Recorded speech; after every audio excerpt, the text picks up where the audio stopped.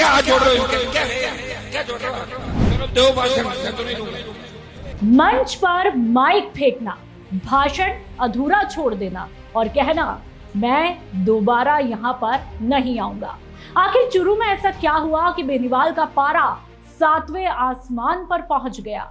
आज की inside story में सिर्फ घटना नहीं बल्कि इसके पीछे की पूरी राजनीतिक कहानी बताएंगे।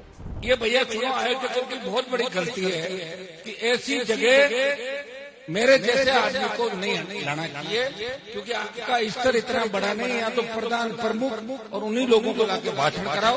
रात को कौन घूमता है? मैं कोई खाली थोड़ा ही और तुमने कौन सा विधायक दे दी बताओ? है क्या? राजस्थान की राजनीति में हनुमान बेनीवाल की पहचान ऐसे नेता की है जो बिना लाग लपेट अपनी बात कहते हैं। विरोधियों पर हमला करना हो या फिर अपनी ही भीड़ को फटकारना, बेनीवाल अक्सर सुर्खियों में रहते हैं। लेकिन इस बार मामला थोड़ा सा अलग है।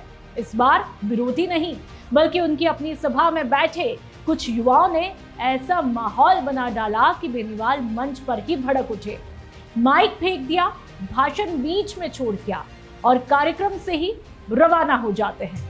अब सवाल उठ रहा है, क्या यह सिर्फ गुस्से का मामला था या फिर इसके पीछे राजस्थान की बदलती राजनीति का बड़ा संकेत छिपा है? रविवार रात चूरू जिले के छापर कस्बे में आरएलपी कार्यालय का उद्घाटन था। मंच पर हनुमान बेनीवाल मौजूद थे। सभा शुरू ही हुई थी। बेनीवाल अपने राजनीतिक विरोधियों पर हमला बोल रहे थे, लेकिन सामने बैठे कुछ युवक लगातार शोर मचा रहे थे। पहले उन्होंने प्यार से समझाया, फिर चेतावनी दी, लेकिन जब शोर नहीं रुका तो बेनीवाल का गुस्सा वहीं पर फूट पड़ा। सबसे बड़ा झटका तब लगा जब उन्होंने मंच पर माइक ही पटक दिया और बिना भाषण पूरा किए वहां से निकल गए। सभा में मौजूद लोग हैरान रह गए। वीडियो सोशल मीडिया पर वायरल होता है और राजनीतिक गलियारों में नई बहस शुरू हो गई। अब सबसे बड़ा सवाल, क्या यह सिर्फ अनुशासन का मामला था या क्या बेनीवाल को अपनी ही भीड़ में राजनीतिक असंतोष महसूस हुआ? हनुमान बेनीवाल की राजनीति हमेशा भीड़ आधारित रही है। युवाओं, किसानों और आंदोलनकारी छवि, यही उनकी सबसे बड़ी ताकत रही।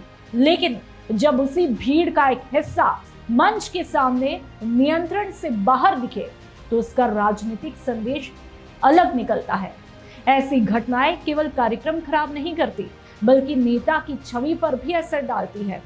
बेनीवाल ने मंच से आयोजकों को भी नहीं छोड़ा। उन्होंने साफ कह डाला, ऐसी जगह मेरे जैसे आदमी को नहीं बुलाना चाहिए था। यानी गुस्सा सिर्फ युवाओं पर नहीं बल्कि स्थानीय संगठन पर भी था। इस बयान ने यह साफ संकेत दिया कि पार्टी के अंदर अनुशासन और कार्यक्रम प्रबंधन को लेकर साफ नाराजगी मौजूद है।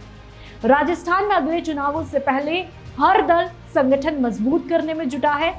ऐसे समय अगर किसी बड़े नेता का कार्यक्रम इस तरह विवाद में तब्दील हो जाए तो विपक्ष को हमला करने का मौका भी मिल जाता है और समर्थकों के बीच भी कई सवाल खड़े हो जाते हैं। लेकिन सबसे बड़ी चौंकाने वाली बात यह थी कि बेनीवाल का ये कहना था, मैं दोबारा यहाँ नहीं आऊंगा।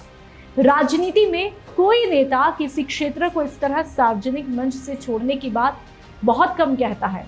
हालांकि ये गुस्से में दिया गया बयान हो सकता है, लेकिन इसका राजनीतिक असर चर्चा का विषय बन गया है। अब बड़ा सवाल यही है, क्या ये केवल कुछ शरारती युवाओं की वजह से बिगड़ा कार्यक्रम था या फिर क्या ये आरएलपी संगठन के भीतर बढ़ती अव्यवस्था का संकेत है?